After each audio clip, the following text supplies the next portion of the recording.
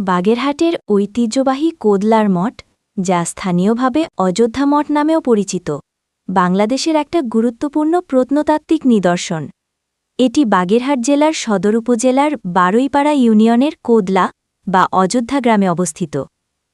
বাগেরহাট শহর থেকে প্রায় ৮ থেকে ১৪ কিলোমিটার উত্তরে এবং যাত্রাপুর বাজার থেকে প্রায় ৬ কিলোমিটার পূর্ব দিকে ভৈরব নদীর পূর্ব তীরে এর অবস্থান।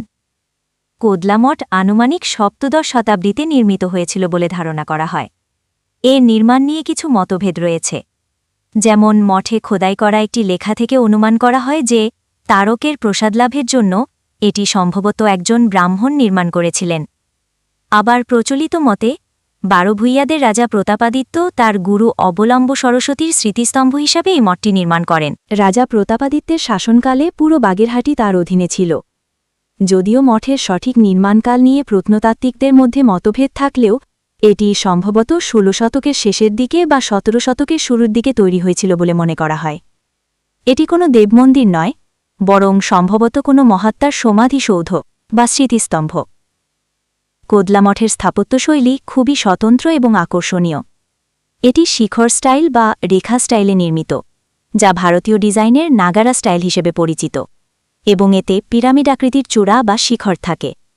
মঠটি একটি বর্গাকার চতুষ্কোণ ভিতের ওপর নির্মিত, প্রায় ৬০ ফুট উঁচু। দেয়ালগুলো চিকন ইটের তৈরি এবং ৩ মিটার পুরু। ভেতরে দেয়ালগুলোও বর্গাকার। মঠের ৩টি প্রবেশপথ রয়েছে, পূর্ব, পশ্চিম ও দক্ষিণে। ধারণা করা হয় দক্ষিণ দিকের পথটি মূল প্রবেশপথ। এই পথের উপরে আদি বাংলায় মঠটি সম্পর্কে লেখা আছে এবং এখানে পোড়ামাটির সুন্দর নকশা দেখা যায়। মঠের চারপাশে এবং বাইরের অংশে কারুকাজ করা আছে।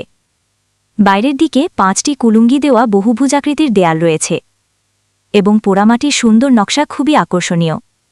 প্রায় পুরো মঠটি একসময় পোড়ামাটির ফলকে ঢাকা ছিল। ভিডিওটি ভালো লাগলে অবশ্যই ফয়সাল শিকদার ভাইয়ের পেজটি ফলো দিয়ে পাশে থাকার অনুরোধ রইল।